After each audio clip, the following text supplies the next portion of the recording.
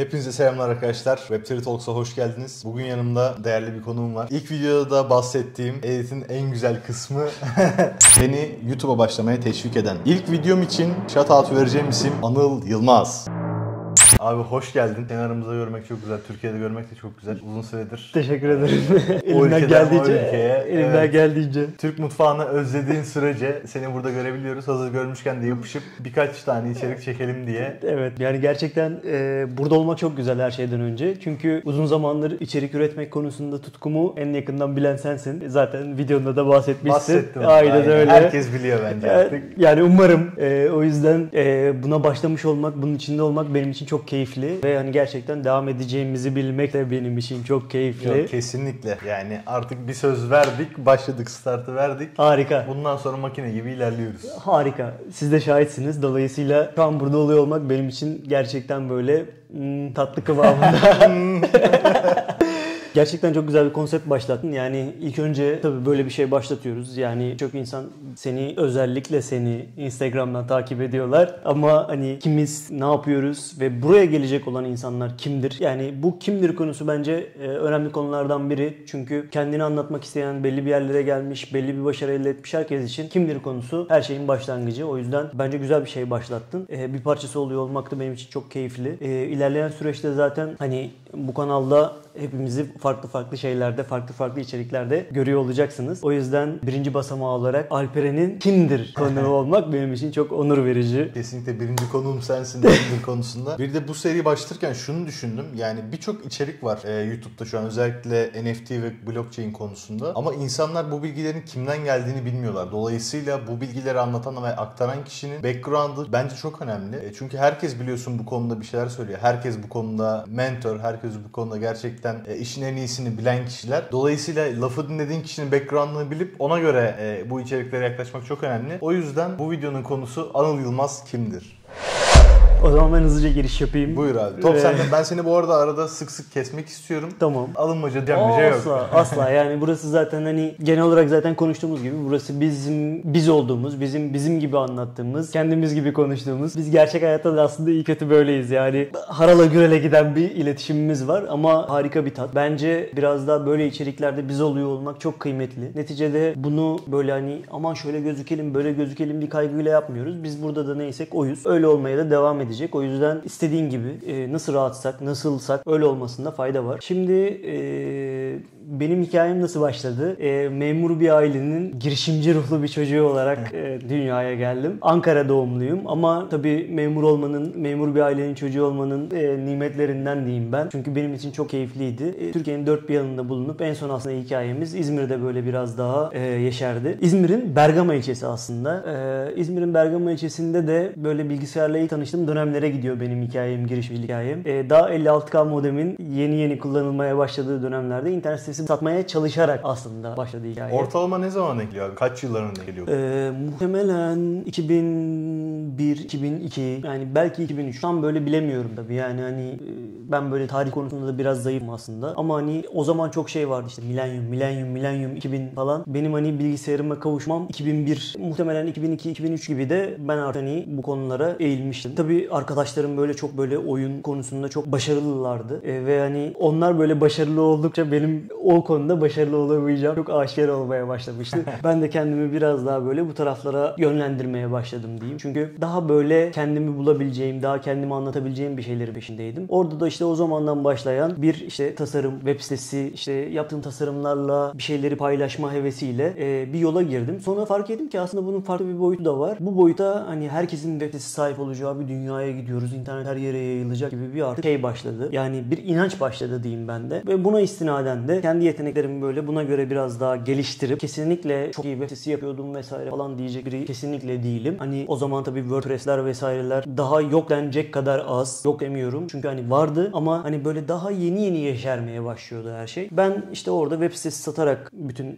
girişimcilik hayatıma başladım. Orada böyle daha böyle KOBİ, küçük ölçekli kurumlara diyeyim web sitesi tasarımı yaparak hayatıma başladım. Ve hani o zaman girişimcilik, satış vesaire bu tarz hiçbir yönlendirecek kimse yok. Kendi kendime yolunu bulmaya çalışan aslında küçüğün de küçüğü, çekirdeğin de çekirdeği bir girişimci olarak. Henüz Türkiye'de girişimci kavramı yokken, ekosistem yok. Yani Yani hatta internet bile yokken yani. Yani 56K modem var. 56K modem hani kullananlar vardır aranızda. 56K modem demek bir JPEG görseli için yaklaşık minimumda 3 ila 5 dakika bekliyorsunuz demek. Dolayısıyla hani ben bir müzik hani bir MP3 indirmek için yaklaşık 12 saat falan beklediğim zamanları biliyorum. Hani çok abartı da olabilir ama hani şeyi çok net hatırlıyorum yani. Gerçekten dinlemek istediğim bir şeyi böyle indirmek için hani böyle okuldan gelip gece gizli gizli interneti tekrar açıp sabaha kadar bunun başında beklediğim zamanları biliyorum. O yüzden hani değişik dönemlerdi. Bir de hani burada hep söylüyorum. Bizim aslında böyle biraz daha şanslı bir nesil olduğumuzu düşünüyorum. Hani böyle internetin geçiş aşamasında yani internetin bilgiye erişmenin ne anlama geldiğini bilen bir nesiliz aslında. Çünkü bundan öncesinde öğretmenlerimiz bize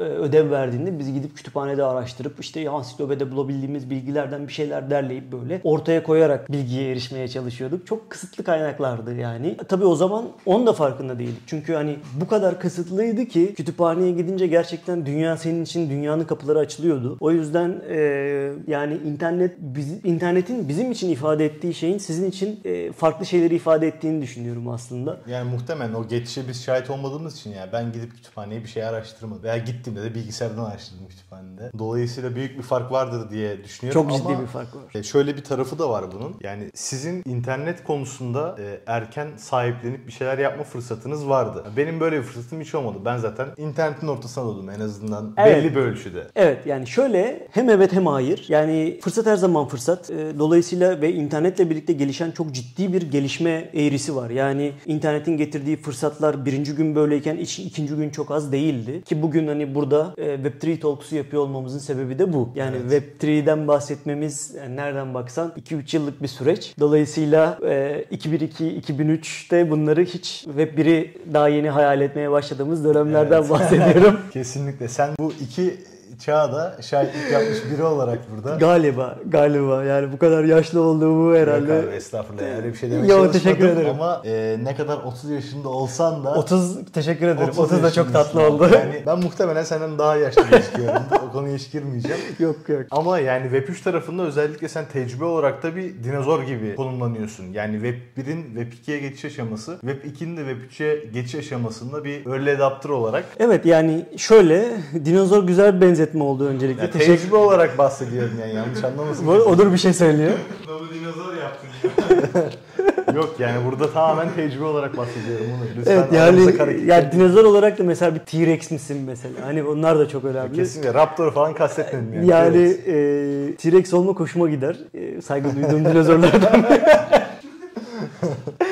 Yani şöyle evet yani konuyu anlayan biriyseniz gerçekten hani bir şeyleri anlamaya öğrenmeye açıksanız bunlar sizin için aslında hep fırsat. Ben de her zaman böyle erken aşama hep böyle önden koşmanın hem çilesini çeken hem de biraz da olsa sefasını sürebilen bir insan oldum. Dolayısıyla benim hikayem zaten hep böyle evrildi. Yani zaten birazdan böyle kısa kısa bahsetmeye başlayacağım. Hani çok da fazla uzatmadan böyle hızlı anlatmak istiyorum hikayeyi. Muhtemelen milyonlarca şey atlayacağım ama. Abi zaten senin tüm geçmişine, iş geçmişine girersek muhtemelen teşekkür ederim. Yani saat olacak. Yani ya bu şeyden değil. Bunların hepsi tecrübe. Çoğu başarılı ya da başarısız. Herkes hani farklı değerlendirebilir ama hani neticede benim bunlar yaşadığım şeyler hani bir şekilde de biz zaten bunları olduğu haliyle yaşadığımız bize hissettirdikleriyle anlatmak için zaten buradayız. O yüzden hani mümkün olduğu kadar böyle kısa sıkmadan anlatmaya çalışacağım. Benim hikayem dediğim gibi tamamen işte web sitesi satarak başladı. Bunun sonrasında tamamen böyle tasarıma bir yönlenme durumum söz konusuydu. Ufak böyle tasarımlar yapmaya başladım. Photoshop'la tanıştım ve hani böyle bizim böyle küçük bir grubumuz vardı. Orada böyle gerçekten işte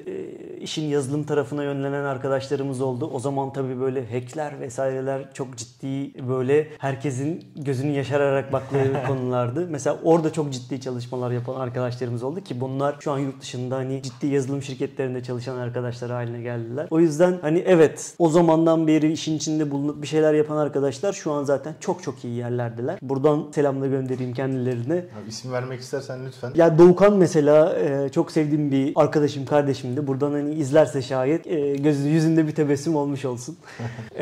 Onun dışında bu sürecin yanında artık hani tasarıma vesaire yönlenince ben böyle biraz daha kendimi bulduğum şeyleri keşfetmeye başladım. Çünkü hani o zaman işte ÖSS'ler, sınavlar vesaireler, hani nasıl meslek seçeceksiniz, bunlar çok bulanıktı. Yani benim hani yazacağınız tercihler, okullar, hiç görmediğiniz okullara, hiç gitmediğiniz şehirlere tercihlerinizi yapıp gidiyorsunuz. Yani şu anda böyleydi ama hani şu an en azından belli başlı okullar, belli şeyler biraz daha böyle doğru yönlendirmelerle, biraz daha doğru anlatımlarla çocukları doğru bir yola sokmaya çalışıyorlar. O zaman hani biraz daha açıkçası karanlıktı. Ama hani burada ailemin ve okulumun hani gerçekten ciddi bir aydınlanmışlığı vardı. Bu konuda gerçekten ellerinden geleni yaptılar ama kısıtlı imkanlar. Yani o yüzden hani biraz daha kendi yolumu bulmak için aslında bu yola çıktım. Sonra daha böyle işte lisede tasarımlar vesaireler yapıp web siteleri satmaya başladıktan sonra dönüp üniversitede artık Uludağ Kimya'yla benim hayatım başladı. Tam senlik bölünmüş abi zaten. Evet, tam benlik bir bölüm. Yani buradaki sarkazm yani tam tadında. Çünkü hep şey derim yani, kimya o kadar zor bir bölüm ki kimyaya giden hayatta ne yapacağını keşfedebilir. O kadar zor. Zor yani, Düşünmesi ya da bana gerekiyor. zordu, bilmiyorum. Yani hani buradan okuyan, bitiren herkese, yani okulla alakalı bu yolda yürüyen herkese zaten hani saygım büyük. Yani bizim zaten yaklaşımımızı biliyorsun. Yani bir şeyi gerçekten sahiplenip somut olarak ortaya bir şeyler koyabilen herkese çok ciddi saygı duyuyoruz. Onlar kimya alanında kendini geliştirmeyi bırakmadı.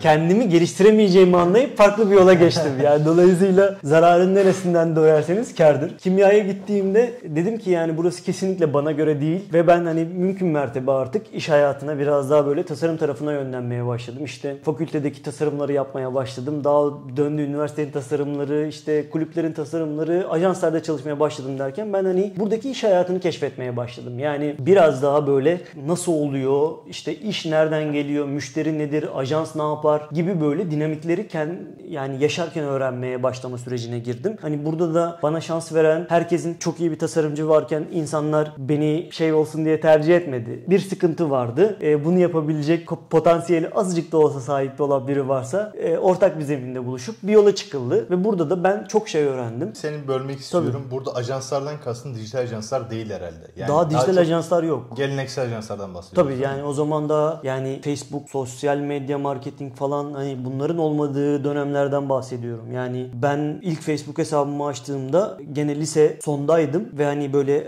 her yerde açamıyordunuz vesaire. Hani daha bunlar yeşermemiş. Facebook, ya diyorum ki sana, web sitesi daha yeni yapılıyor. Yani Facebook'un daha çok taze icat edildiği yıllardan bahsediyorum. Çok yaşlı gözüktüm. Yok abi. Öyle Yani bir şey düşünme. gözükmemden yana problem yok ama hani gerçekler. Sonra ajanslarda çalışmaya başladıktan sonra bu dinamikleri biraz daha böyle anlamaya başladım. Anlamaya başladıktan sonra dedim ki yani benim aslında yolum böyle ajanslardan geçiyor. Peki bunu nasıl yaparım? Nasıl yaparım? Artık hani mümkün mertebe farklı işler almaya başladım. Farklı ajanslarla çalışmaya başladım ve bir gün hologram sistemlerle tanıştım. Bunlarla tanıştıktan sonra dedim ki evet, yani biz yenilikçi bir iş olarak bunu piyasaya sürersek diğer ajanslardan farklı olarak biz burada bir şekilde var olma şansımız var. Yıl kaç peki abi bu hologram sistemler? Yıl 2007-2008 olması lazım. Tarihlerle alakalı sıkıntım olabilir ama hani ortalama olarak bildiğim şeylerden bahsediyorum. 2007-2008 olması lazım. Belki 2009. Yani yine hologram gibi bir teknoloji içinde çok erken bir yıl sayılabilir 2007-2008. Evet. Bayağı erken. Yani yine bir aşırı vizyoner olma durumu söz konusu. Evet, yani bu zaten benim hikayemin her parçasında var. Yani göreceksin zaten. Burada döndük.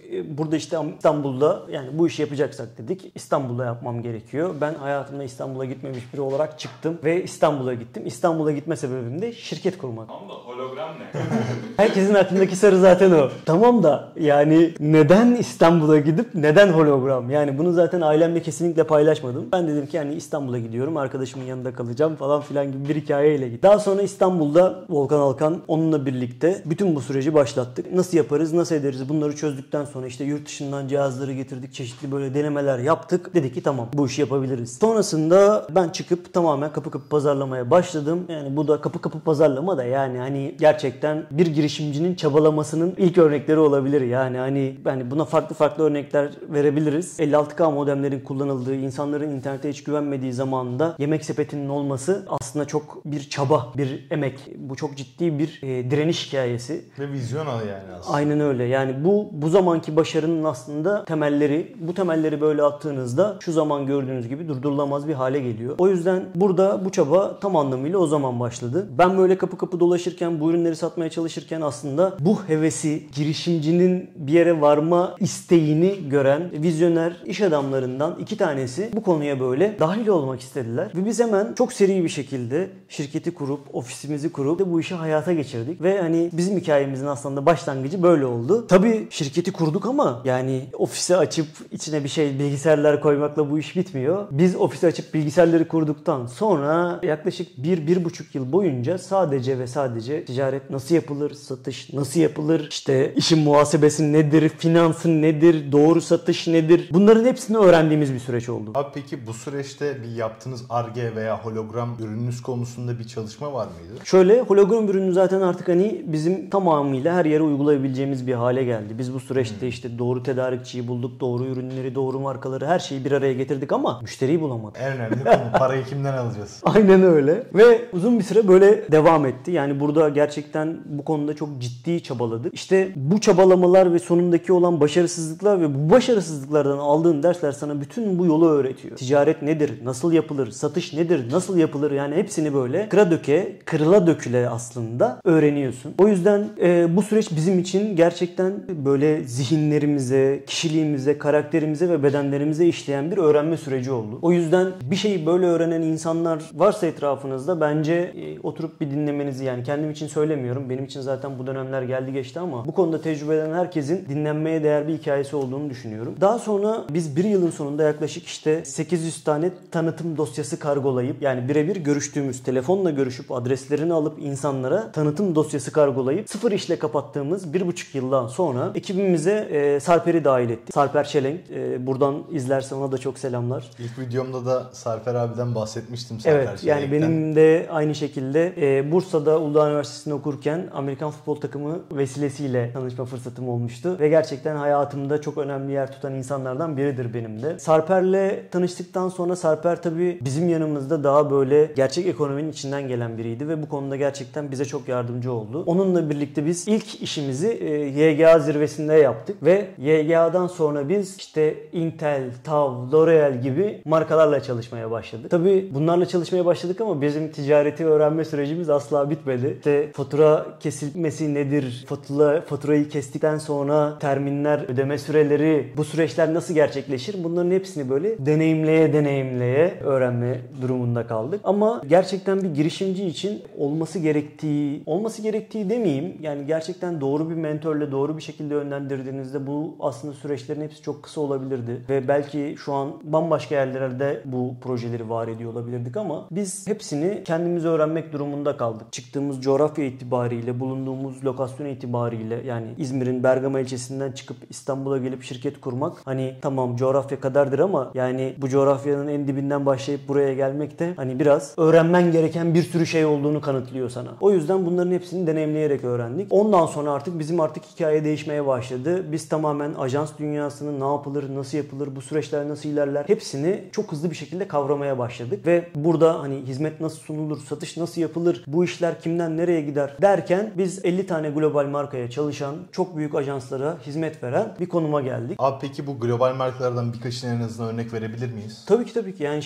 Intel, TAV, L'Oreal, Adidas, ondan sonra Garnier, şu an hani Lilly, aklıma gelenleri çok böyle kısaca bahsediyorum. Çünkü O kadar fazla var diyorsun. Yani evet, yani belli bir noktadan sonra zaten hani her şey normalleşiyor. Yani çünkü artık sen bu seviyede buna hizmet veren, belli şeyleri belli kıvamda ve belli standartta sunan bir hale geliyorsun. O yüzden belli şeyler standartlaşıyor. Tabii biz bu girişimleri yaparken farklı ürünler ekledik, farklı çözümler sunduk, farklı hologram çözümleri geliştirdik. Bunun yanında augmented reality çözümü geliştirdik. Augmented reality çözümünü tamamen hani satılabilir bir hale getirdik. Burada da hani çok böyle vizyoner ortaklarımızla, çok böyle güzel insanlarla çalışma fırsatımız oldu. Abi yine seni böleceğim. Augmented reality dedin, yani şu an bile augmented reality tarafında henüz ne donanım ne de yazılım tam istediğimiz seviyede değil. Evet. Yani bunu yaptığınızda yıl kaçtı ve niye yaptınız abi yani? Valla aynı soruyu biz de sorduk. Sonrasında mı sordun? Evet, sonrasında bir yani neden dedik. O dönemde yıl yanlışım yoksa 2011-2012 olması lazım. O zaman bizim buradaki tek rakibimiz İngiltere'de kurulan bir Blipper firmasıydı. Onunla alakalı da güzel bir hikayem var aslında. Şu an Türkiye'de birçok Türk yerli girişimcilik kurulunda çalışan, yerli girişimcileri destekleyen bir ajansın sahibi. Biz ona bu çözümü sunduğumuzda dedik ki biz bu çözümü yaptık. Bunun tek rakibi İngiltere'deki Blipper firmasıdır. Gidip Blipper'ın distribütörlüğünü aldı. Bunu şimdi araştıran bilenler varsa kim olduğunu çok iyi anlarlar. Yorumlarda belirtin bu arada arkadaşlar. Hangi şirketse. Yani yerli bir girişimin geliştirdiği bir çözümü beraber geliştirip satmak, doğru yere götürmek varken yani Türkiye böyle bir ekosistem. Bir şey bizi şaşırtmıyor. Ben tam da onu söylemek üzereydim abi. Yani ne bir exit oluyor böyle olunca, ne girişimciler belli bir motivasyon bulabiliyor bir girişim yapabilmek için. Yani şöyle, karşınızdaki girişimci bazı şeyleri bilmiyor olabilir, anlamıyor olabilir ama siz yani böyle bir vizyona, böyle bir şeye sahipseniz o tarafa mentörlük yapmak aslında sizin ülkenize, bulunduğunuz ortama ve ekosisteme karşı ödemeniz gereken bedellerden biri diye düşünüyorum. Ama hani benim için bir problem yok. Şu zamana kadar yaşanan her şey bence olması gerektiği gibiydi. O yüzden benim için çok keyifli dönemlerdi. Çok güzel işler yaptık. Çok erken dönemde yaptık. Yani 2010, 2011, 2012 yani daha akıllı cihazların, tabletlerin yeni çıkmaya başladığı dönemde böyle çözümler sunuyor olmak ki o zaman mesela bizim uygulamamızın adı Look At'ti. Yani Look at that advertising.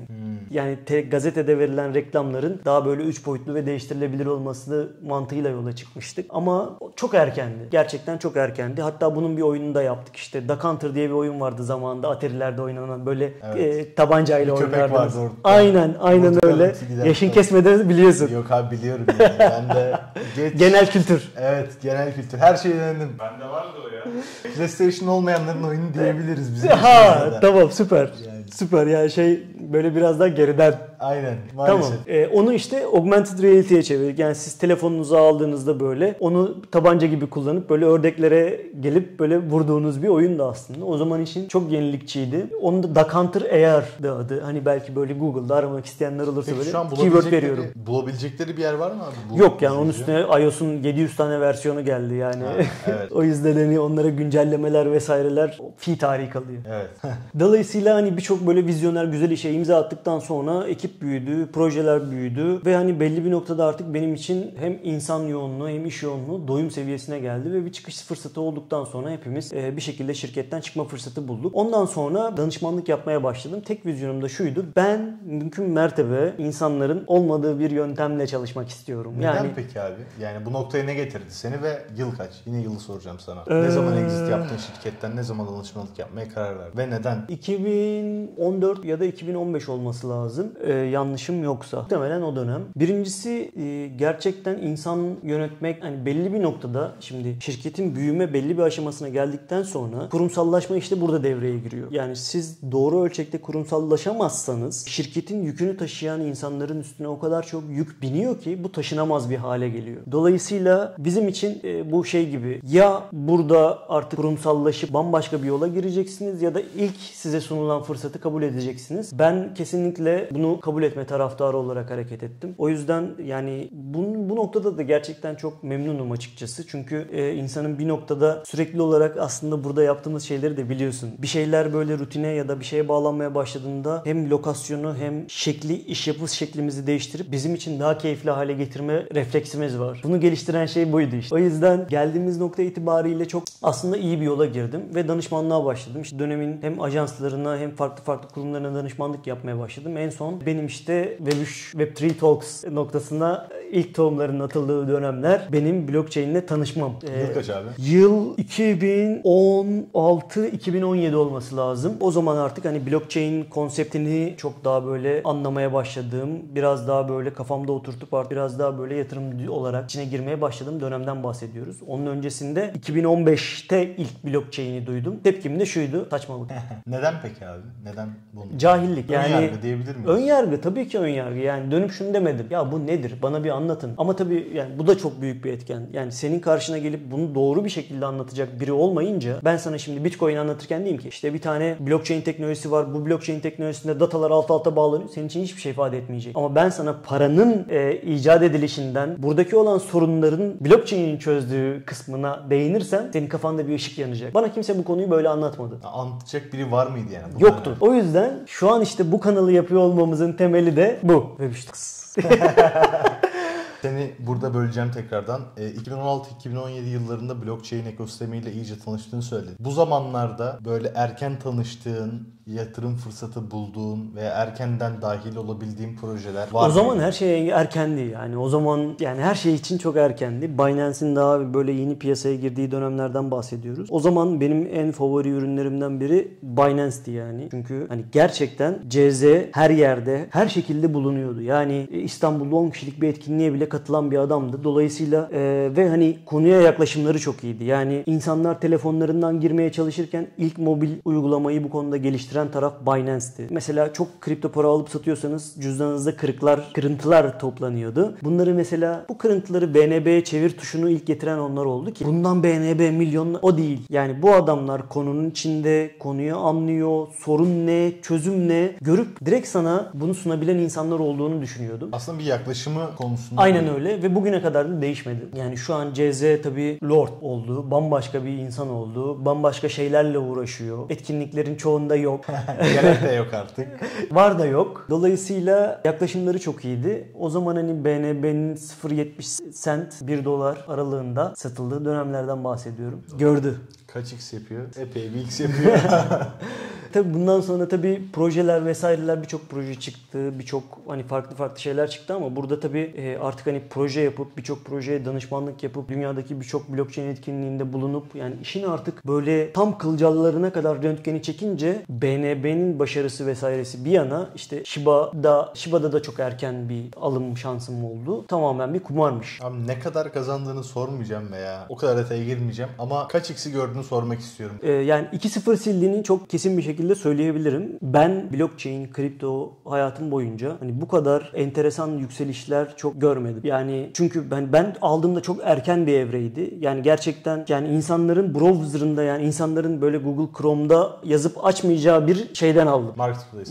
Yani marketplace değil bir swap'ten aldım. Bir beklentim de yoktu açıkçası. Yani benim için tamamen kumar mıydı yani? Şöyle güvendiğim bir kardeşimden gelen bir söylemdi tabii ki. Yani burada aslında hani yatırım yaparken işte size bunu söyledik, işte bunu söyledim, bu çıkmadı vesaire. Yani ben yatırımlarımı böyle yapmıyorum biliyorsun. Mümkün mertebe görüşüp insanlara bakıp yani burada gerçekten yatırımı nasıl yapacağınızı anlamak için gidip bu insanların hani ofisine girmenizden ziyade hani niyetleri ne inşa etmeye çalışıyorlar, kimle görüşüyorlar, parayı kimden alıp kime veriyorlar. Yani bunların hepsini zaten bu kanalda anlatacağız. Yani buradaki akış, ekosistem, paranın akışı, hani bu kurgular nasıl oluyor? Bunları ben mümkün mertebe bütün olduğu şekliyle paylaşacağım. Dolayısıyla hani bunları böyle biraz daha anlattıkça bu söylemlerim biraz daha böyle gerçeklenecek diye düşünüyorum. Abi o zaman bunu söz olarak almak istiyorum ben. Zaten yola çıkış şeyimiz bu. Yani ne biliyorsak paylaşacağız. Paylaştıklarımızı mümkün mertebe bu çembere dahil olmak isteyen, bizi anlayan, bizimle tatlı muhabbet etmek isteyen insanlarla bir araya geleceğiz. Yani hep onu söylüyoruz ya yani dünyanın herhangi bir yerinde bizi anlayan, bizimle birlikte bir şeyler yapmak isteyen insanlar muhakkak var. Burada oluyor olmamızın asıl sebeplerinden biri de bu. Biz nasıl bu insanlarla bir araya gelebilir? Ekosistem, community oluşturmak zaten bunun temeli. Yani NFT'ler de böyle oluştu. Birçok insan ya işte bu JPEG'lere bu kadar para verilir mi derken bu JPEG'lere para verip bu kültüre inanan insanlar, bunun ne anlama geldiğini çözebilen insanlar, bunu nereye gideceğini görebilen insanlar bir araya gelip dünyanın her yerinde şu an buluşuyorlar. Dolayısıyla bunu gördükten sonra artık bizim bu kanalı yapmıyor olmamız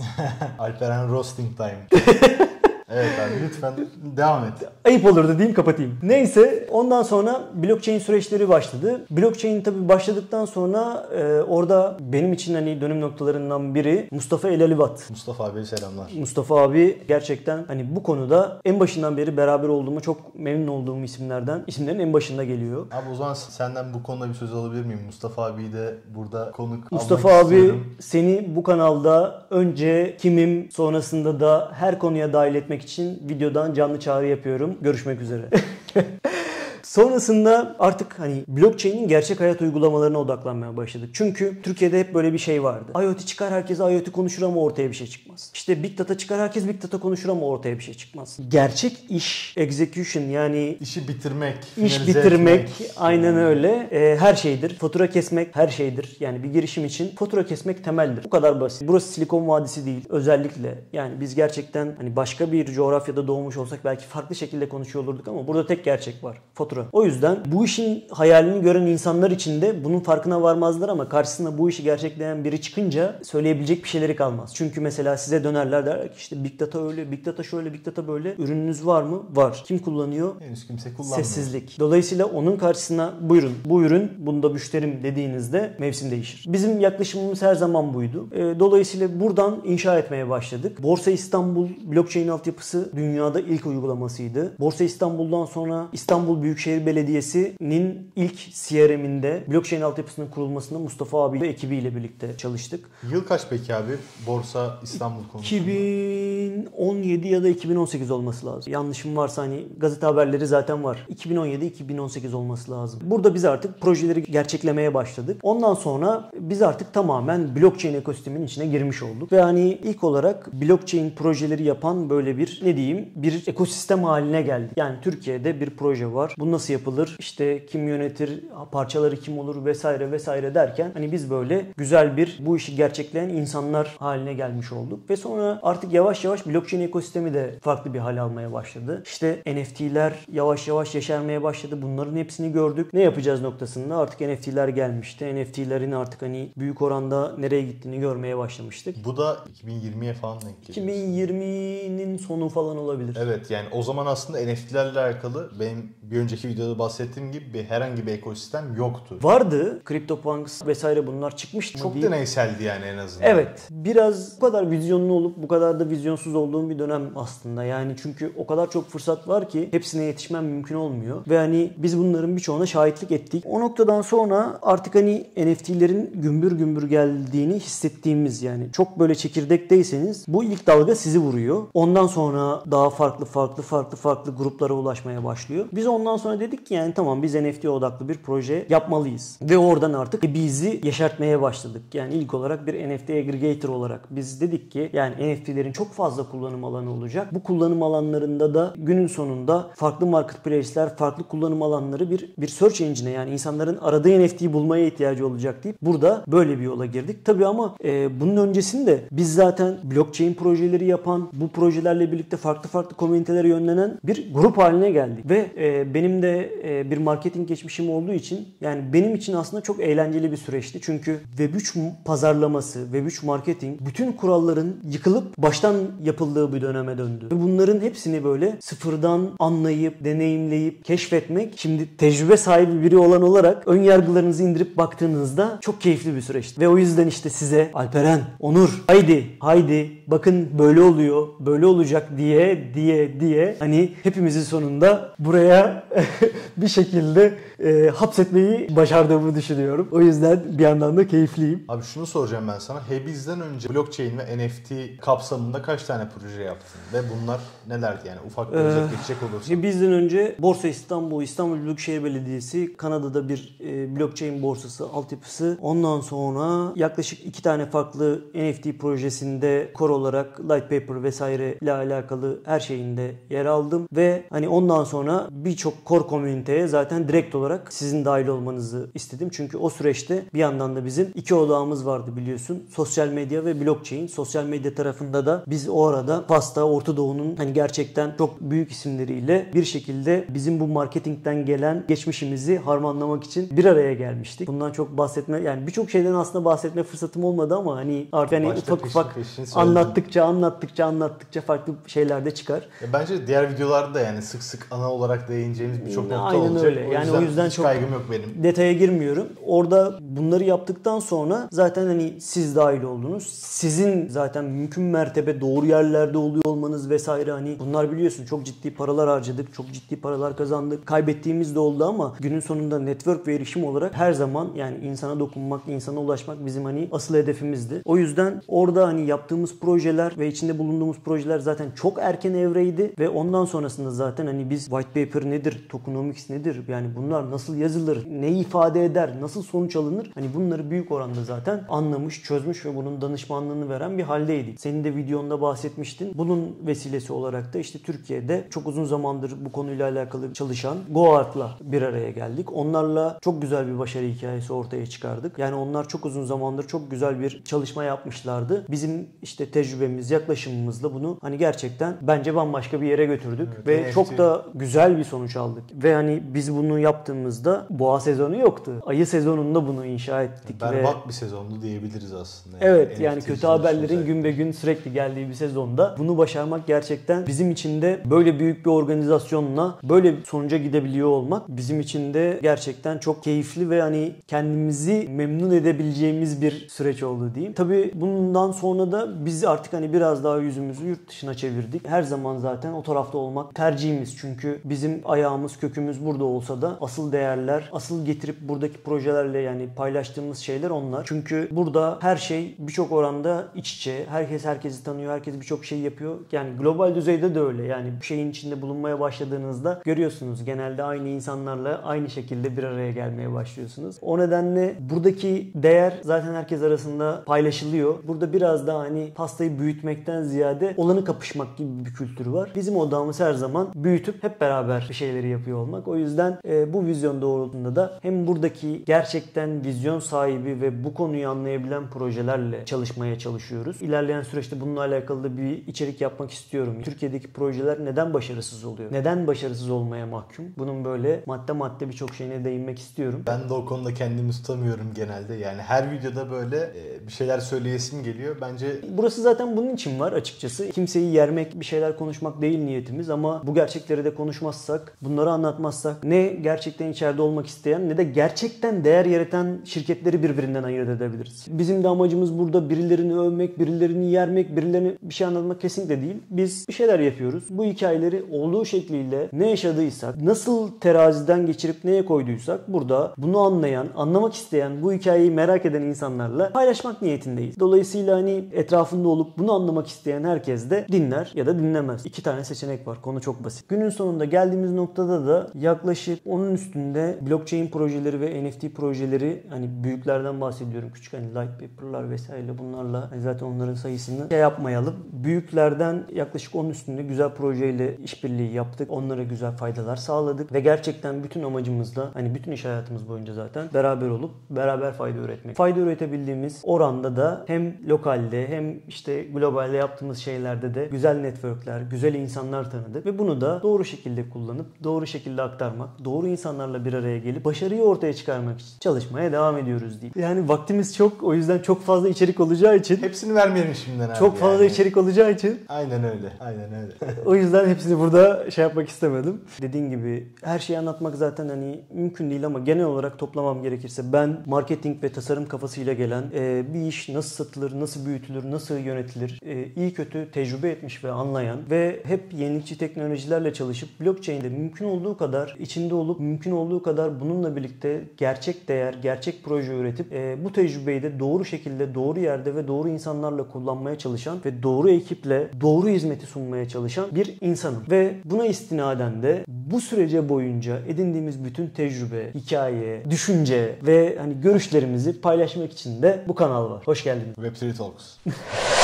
Abi çok teşekkür ederim tekrardan. Bu arada beni kırmayıp bu kadar kılçıksız bir içerik çıkarttığın için de çok teşekkür ederim. Sana hediye olarak ufak bir jestim olacak. Burada görmemiştim.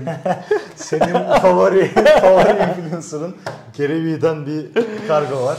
Bunu 4 ay boyunca açmayıp sırf seni bekleyip kamera karşısında bunu açmak istedim. Şöyle yapayım. Gary Vee'yi gerçekten çok uzun zamandır takip ediyorum. Yani ne kadar sevdiğimi sen biliyorsun. Hani ben zaten yani hem toplantılarda hem gerçek hayatımda nefret edilen bir insanım. Çünkü hani Neyse onu söylerim. Olmayacak bir şeyi söylemem. Çünkü günün sonunda yalan ya da yanlış bir şey o işi senin bilmediğini ya da doğru yapamayacağını gösterir. Söylediğimiz her şeyin de altını doldurur, sonuca götürürüz. Gary Vee'nin de tamamen bu kafada olduğuna inanıyorum. O yüzden en başından beri onu takip ediyorum. Yani şarap sattığı zamanlardan beri takip ediyorum. Muazzam bir insan. Yaptığı her projede de en önde bayrak tutmak için biliyorsun ne gerekiyorsa yapıyoruz yani. Evet abi, yani WeFriends komünitesine girmemizin de tek nedeni Benim. yani. Benim yaklaşımım bu ne biçim çizim olmuştu başta. Ama şu an Floor Prize'dan Evet. Yani evet. Mutlu muyum? Evet. Evet. Evet. Bence gerçekten bizim kanalımıza da bunun açılışı yakışırdı. O yüzden bir sonraki videoda WeFriends kartları açılışı için bekliyoruz. Güzel bir kapanış bence, artık vakti geldi. Evet abi. Bir sonraki videoda dediğin gibi WeFriends kartlarını açıp içinde değerli bir şey var mı? 120 bin dolara satabileceğimiz Gary Vee imzalı bir kart var mı? Bakıp Yani Gary Vee bunu birine gönderecekse bu bence ben olabilirim. sen olmalısın bence. Gary Vee senin hakkında bir bilgi sahibi olsa muhtemelen İçine koyardı. imzalayıp da sana gönderirdi. Teşekkür ederim. Yani bu ağzından bal damlıyor. Abi video seninle çok daha kolaymış, biliyor musun? Toparlamak gerekirse arkadaşlar, videoyu izlediğiniz için çok teşekkürler. Abi sana çok teşekkür ediyorum tekrardan, beni kırmayıp. Her zaman. Her zaman. Bir sonraki videoda Gary Vee'nin collectible kartlarını açmak üzere. Görüşmek üzere arkadaşlar. Kendinize iyi bakın. Bu arada Anıl abinin de iş tecrübesiyle yaptığı projelerle alakalı tüm detayları elinden geldiğince açıklama kısmında sizinle paylaşmaya çalışacağım. Bu konuda da herhangi bir sorunuz varsa lütfen sorun. Bana da yazabilirsiniz. Bizim zaten Instagram hesaplarımız, her şeyimiz zaten aşağıda. Mümkün mertebe zaten size dokunalım. Gerçekten anlaşabileceğimiz, konuşabileceğimiz insanlarla bir araya gelelim. Çünkü çok anlaşılmayan Zenci Mahallesi'ndeki solaryumcu yalnızlığı yaşayan insanlarız. O yüzden bu yalnızlığı hisseden herkesi iletişime geçmekten çekinmemeleri için teşvik ediyoruz. Eğer herhangi bir sorunuz olursa Instagram hesaplarımızdan, YouTube'dan, aşağıdan yorumlardan herhangi bir yerden yazarsanız zaten biz cevap veriyor oluruz. Arkadaşlar, videoyu izlediğiniz için çok teşekkürler. Abi sana da özellikle teşekkür ederim. Görevim seve seve. Her videoya. Bundan sonra zaten seni çokça rahatsız edip sana birçok konuda sorular sorup zaten biliyorsun şeyim. İstiyorum. Evet, dolusun. İstiyorum. Patlamak için. Aynen, patlamaya hazır bir bombayım. Kesinlikle. Kanala abone olmayı, görüşlerinizi yorumlarda belirtmeyi, videoyu beğenmeyi lütfen unutmayın. Çok önemli. Herhangi bir sorunuz veya düşünceniz varsa lütfen bizimle paylaşın. Şimdilik görüşmek üzere. Hoşça kalın. Görüşmek üzere.